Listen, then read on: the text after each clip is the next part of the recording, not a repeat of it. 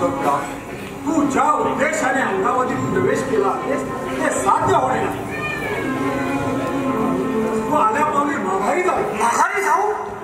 देवराज, मी कोणत्या उद्देशाने इथे आलो आहे ते ऐकून घेतल्याशिवाय याची आवश्यकता नाही. देवराज, माझी माता दासी होऊन आपले जीवन व्यतीत करते आहे. तिच्या सुटकेसाठी मी अमृत मागावयास आलो आहे. कृपया माझ्या विनंतीचा मान राखा. मला अमृत द्यावे देवराज. अमृत द्यावे? अमृत म्हणजे काय याची कल्पना नसताना तुला येण्याचे कष्ट केले आहेत. अमृत देवांखेरीज कोणाचेही मिळले नाही. तू आल्या पावली माघारी जा, नाही तर प्राणावर येते. देवराज, मी माझ्या जन्मदात्या मातेची सुटका करू शकलो नाही तर माझे जीवन व्यर्थ आहे. मी वचनपूर्तीसाठी माझे प्राणही देऊ शकतो. मला जीवाची पर्वा नाही देवराज. देव हो, हा पक्षी अशाने ऐकणार नाही. देवेंद्रा, हे उचित नाही. देव हो, आक्रमण!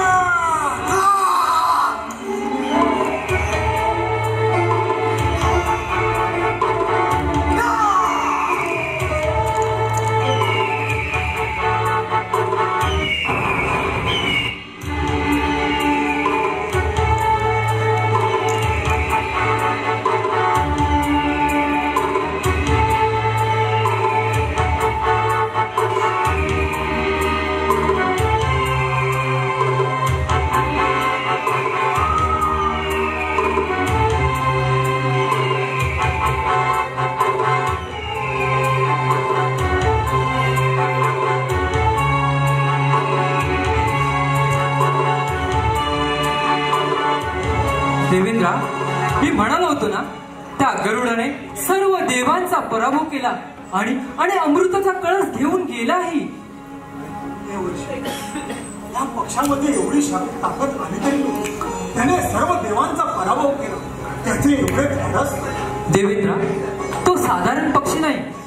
कश्यप ऋषी आणि विनतीचा पुत्र गरुड पुत्र आहे तो. महर्षी कश्यपने जो महायज्ञ केला होता तो क्षण आपणास ज्ञात असेलच, हो ना? हो हो देवर्षी, तो क्षण कसा नाही, तो विसरेल कसा? या महायज्ञासाठी सर्वात जास्त सामग्री शर्मिला मीच आणल्या होत्या. आणि तुमच्यापेक्षा कमी सामग्री आणणाऱ्या ऋषी म्हणूनची तुम्ही थट्टाई केली होती, हो ना? हो देवर्षी, केले होते तसे. त्याच ऋषी मुनीने तुम्हाला श्राप दिला होता, हे इंद्रा, तू आमच्या शक्तीची अवहेलना केली आहेस. पण एक दिवस असा येईल, एक पक्षी तुझ्यापेक्षा शक्तिशाली जन्मास येईल आणि तो तुझा पराभव करेल. पण तू त्याला कधीही परास्त करू शकणार नाहीस. तोच हा गरुड पक्षी, कश्यप ऋषी आणि विनतेचा पुत्र. देवेंद्रा, आता बळाने नाही, युक्तीने त्याच्याशी मैत्री करावी लागेल. हाच एक उपाय आहे. देवर्षी, वेळीच मला सहाय्य केल्याबद्दल धन्यवाद.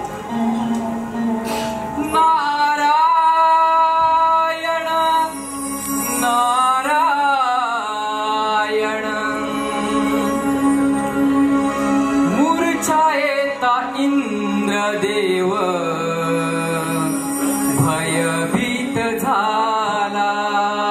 मूर्छा येता इंद्रदेव भयभीत झाला. त्याच्या अमृताचा कुंभ गरुडाने नेला, गरुडाने नेला. त्याच्या अमृताचा कुंभ गरुडाने नेला, गरुडाने नेला. मूर्छा येता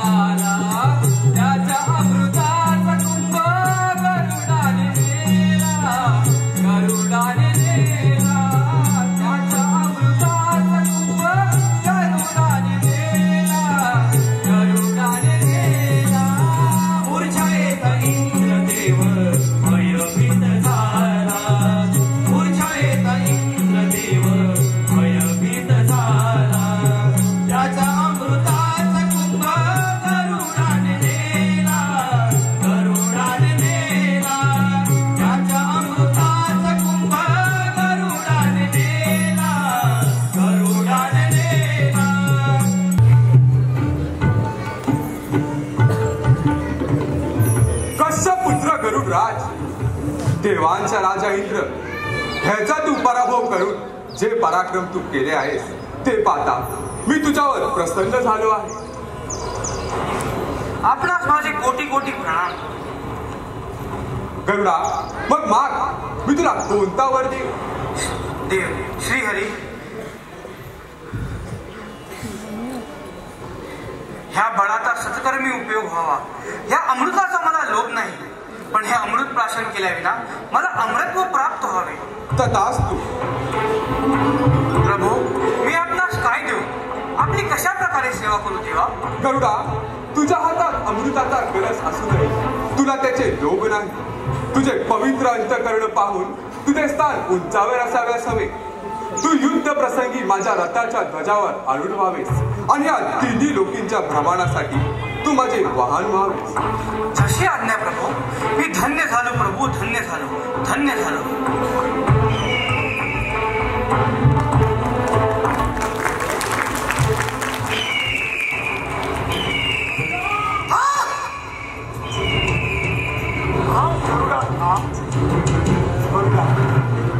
माझ्या वज्राच्या प्रहाराने तुला कोणतीही इजा झाली नाही. याचा अर्थ तू अत्यंत बलवान देव अवतारी आहेस. म्हणून मला क्षमा करावी होता, मला क्षमा करावी. देवराज देवेंद्रा, तसा माझाही तुझ्या अमरावती,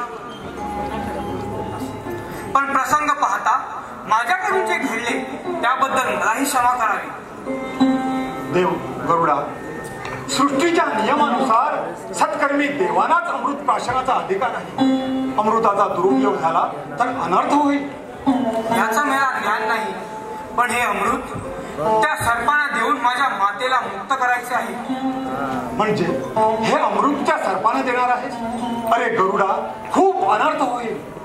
हे सर्प जर हे अमृत पिऊन अमर झाले तर या तिन्ही लोकात विषारी वारे वाहून अखंड सृष्टीचा नाश होईल.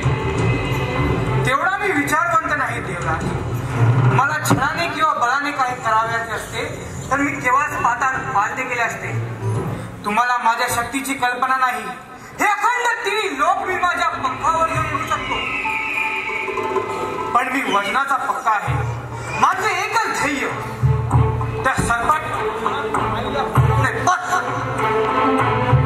मग त्यांना दिलेले वचन मला मोडता येणार नाही.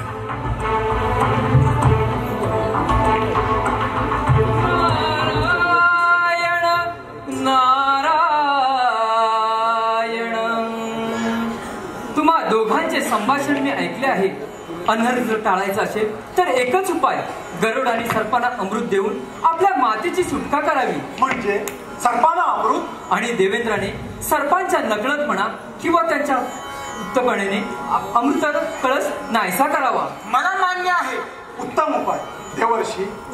आपले म्हणणे आम्हाला मान्य आहे. गरुडा, देवर्षींच्या म्हणण्याप्रमाणे आपण केले तर यात तुझाही फायदा होईल आणि माझाही फायदा होईल.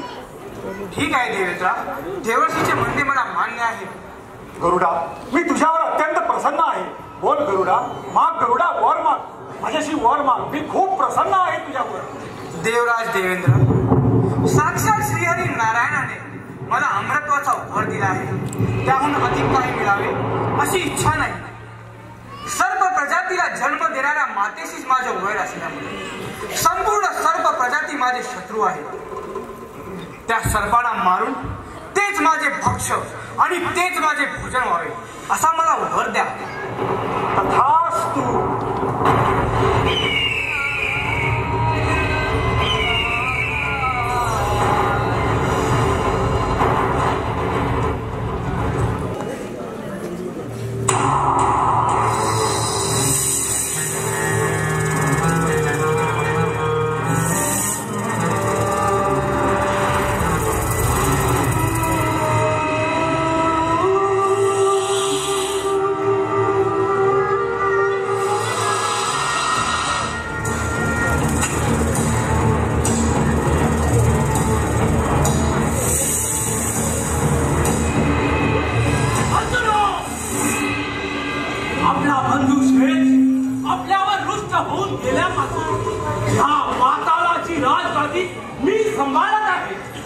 सर्व प्रपंचाचा भार माझ्यावर पडल्यामुळे शेषाच्या उणीने मन दुखी होत आहे. मग वासुकी त्यांनी राजगाडीचा त्याग केला. अमृत मिळणार आहे याची त्याने पर्वा केली नाही. जर आपल्याला अमृत मिळणार नाही तर आम्ही मातेच्या शापातून मुक्त होणार नाही याची भीती वाटते. जन्मांच्या यत्न होत नाही तोवर आपल्याला भीती लागते. अमृत प्राशन केल्यावर आपण अमर होणार, मग कशाची भीती? पण तो करून अमृत तेव्हा ना समजा तो गेला गेला असेल तर काय यज्ञ होऊ द्यायचा नाही. यज्ञाला करताना पुरवताना आपण दंड करून मारून टाकू. आपणच यज्ञात सामील होऊन यज्ञ करणाऱ्या ऋषीच्या मान विषाने दूषित करू.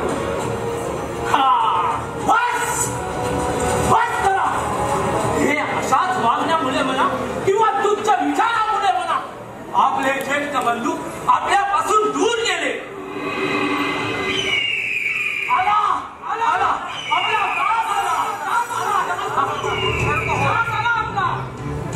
आपल्या झालेल्या कराराप्रमाणे मी माझे कार्य पार पाडले आहे. हे अमृत तुम्हाजवळ देताच माझ्या मातेला मुक्त करा. मी तात्काळ तिला घेऊन जातो. पण आम्हाला अमृत मिळेल तेव्हा ना. अमृत अमृत अमृत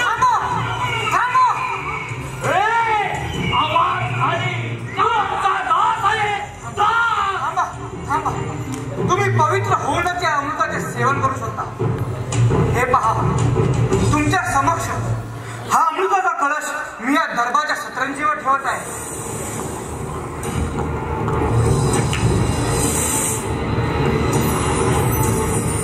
तत्पूर्वी माझ्या मातेला मुक्त करा. मी तात्काळ तिला घेऊन जातो. जा गरुडा, तुझ्या मातेला घेऊन जा.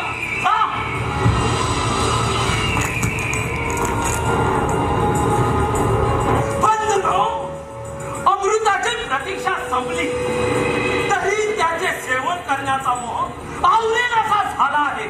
केव्हा एकदा त्याचे सेवन करू असे झाले आहे. या करुणाने आम्हाला थांबवले नसते तर एव्हा ना आम्हाला तो मिळाले. मी पवित्र स्नान करून येईस तेव्हा या अमृताचे रक्षण कोण करणार? मी आहे ना. अच्छा, काही दगाफटका केला तर नाही. तिथे कोणी थांबायची गरज नाही. सर्व द्वारे बंद करा. चला सर्वांनी पवित्र स्नान करून सर्व कुटुंबासह अमृताचा आस्वाद घेऊ. चला.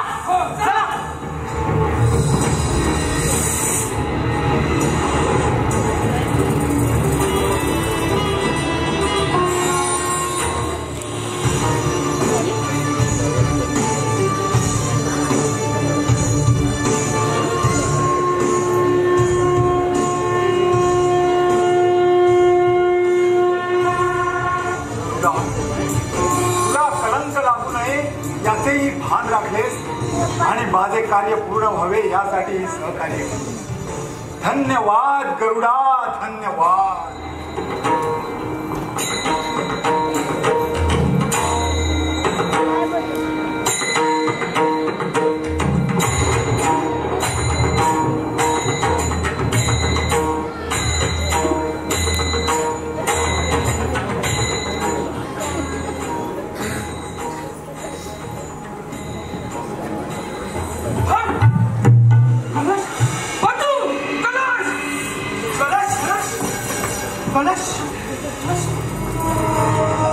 काय झालं ओरडायला? अमृताचा कलश नाहीसा झाला. बंधू नका. अमृताचा कलश नाहीसा झाला? हे कसे शक्य आहे? सर्व द्वारे बंद असताना. नारायण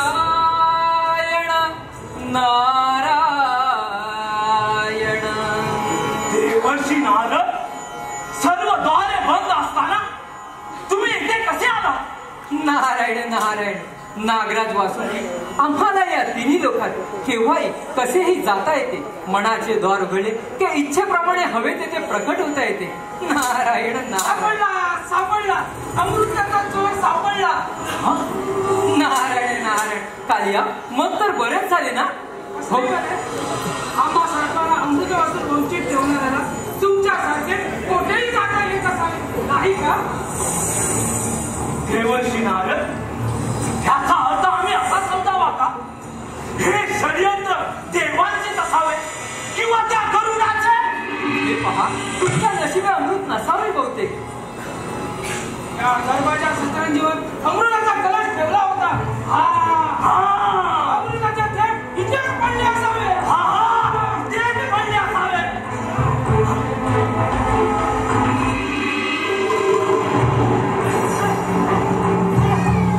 दरबारच्या सतरंजीवर अमृताचे क्षण पडले असा तर्क लावून आनंदाच्या भरात लालचे पायी अमृत दरबार यांचा जीवा फाटल्या याचेही भान राहिले नाही या सर्पांना. नारायण नारायण.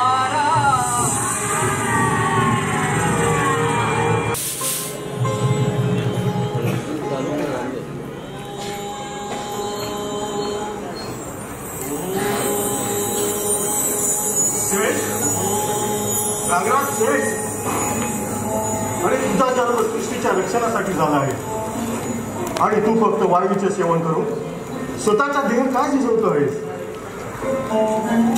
प्रभू, आपणास नमस्कार. आम्ही कुठेच विषारी संपडणाऱ्या सर्पांनी आपला जन्म झाला. नाग म्हणा की सर्प, माझे विषारीपणाचा डाग हे मला सर्वात झाले नाही, म्हणून मी उर्वरित आयुष्य व्यतीत करतो आहे. तुला माहित नसेल, शेष म्हणजे अनंत, ज्याला अंत नाही तो अनंत. समस्त सृष्टी नाहीशी झाली तरी तुला अंत नाही, हेच सांगण्यासाठी मी इथे आलो आहे. आणि तुझी उद्धारता पाहून तुला एक कार्य सोपवत आहे. प्रभू, सत्कार्य असेल तर मी आनंदात त्याचा स्वीकार करेन. ही समस्त पृथ्वी भूजल आणि जराचराने व्यापली आहे. तिला स्थिर ठेवण्यासाठी तू तुझ्या मस्तकावर तिला धारण करावे अशी माझी आज्ञा आहे. प्रभू,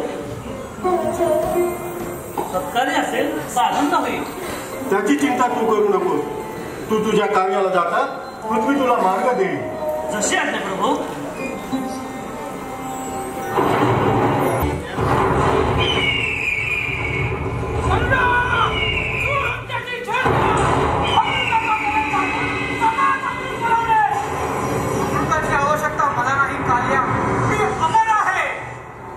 आणि तुमच्या नीच विषारी कुळाचा नाश माझ्याबरोबरच होणार, हे आहे सत्य.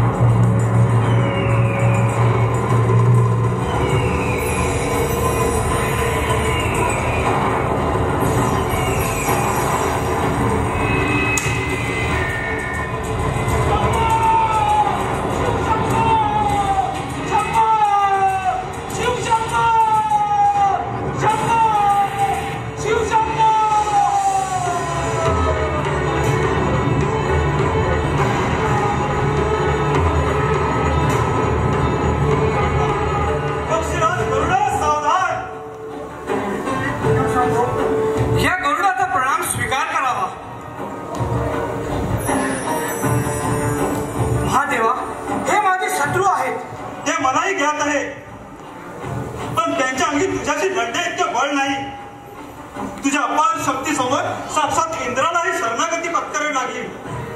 त्या इंद्राने तुझ्याशी वैर सोडून मैत्री केली आणि तू मागितलेला उचित वर त्याने तुला दिला. सर्प तुझे भक्ष्य व्हावे.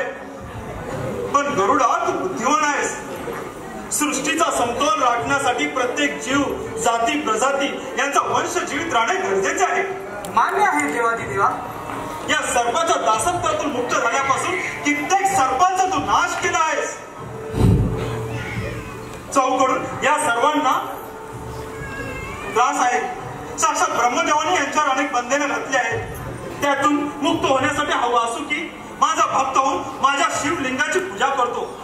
तो माझा भक्त असल्या कारणाने मला त्याचे रक्षण करावेच लागेल. शिवशंभो, मला अभय द्या. मला तुमच्या अत्यंत जवळ राहता येईल असे काहीतरी करा, जेणेकरून मी या गरुडापासून सुरक्षित राहील. प्रभो, अभय द्या, अभय द्या. बंधू ज्येष्ठ, तुम्ही फक्त स्वतःच्या रक्षणाचा प्रबंध करण्यास सांगितले, मग आमचे काय? होय, मग आमचे काय? आम्ही याचे पक्ष व्हायचे. ज्याच्या त्याच्या कर्माप्रमाणे जे नियतीने योजले आहे ते कोणाचे चुकणार नाही. वासुकी, तू मूळ स्वरूप रूपात माझ्या गळ्याचे आभूषण होऊन सतत माझ्या जवळ राहावे. मग पाताळाचे राज्य आणि रिक्त सिंहासन, त्या सिंहासनाचे दायित्व मी तुझ्या सोबत आहे. बंधू, पण या सतीपासून जिवंत राहिलो तर ना. करुणा, सृष्टीची गती प्राप्त होण्यासाठी नियंत्रण प्रत्येक जबाबदारी ज्याच्या त्याच्या बुद्धिमत्तेप्रमाणे किंवा त्यांच्या बळाप्रमाणे ज्याला त्याला मिळवून देण्याचा प्रबंध केला आहे. ज्याप्रमाणे त्याला श्री हरिनारायणाने आपले वाहन केले, ब्रह्मदेवाने यांच्या ज्येष्ठ बंधूंना शेषाला पृथ्वीचा भार उचलून तिला स्थिर करण्याचे कार्य दिले. सोबत क्षीरसागरामध्ये नारायणाची शय्या होण्यास सांगितले. याचा अर्थ असा होतो, तुम्ही त्रिदेवांनी माझ्यावर वय विजेचे योजले आहे. तो कसा काय धर्मराज? नाही तर का, ब्रह्मदेवाने सर्पांना पाताळाचे राज्यार्पण केले, त्यांना लपता यावे म्हणून. आणि महादेवा, तुम्ही माझ्या भक्ष्याला वासुकी नागाला अत्यंत जवळ म्हणजे स्वतःच्या गळ्यात परिधान करण्याचे योजले. आणि त्या इंद्रदेवाने तर अनर्थच केला माझ्याशी. माझ्या भक्ष्याला सुमुख नागाला स्वतःजवळ आश्रय दिला. मला लज्जास्पद वागणूक दिल्याचा तुम्हा त्रिदेवांचा कट आहे. तसे काही नाही करू नाही कसे. जेव्हा श्रीहरी शेष नागाच्या शय्येवर आरूढ असतील तेव्हा मी त्यांना नतमस्तक व्हायचे, म्हणजे माझ्या त्या शत्रूसमोर वाकायचे. हे मला मान्य नाही.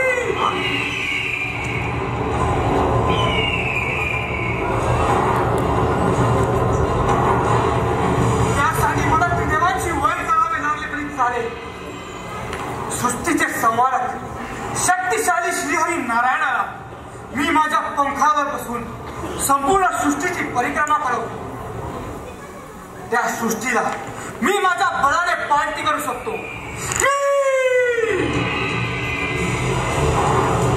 मी नारायणापेक्षा बलवान आहे हे सर्वांना मान्य करावे लागेल.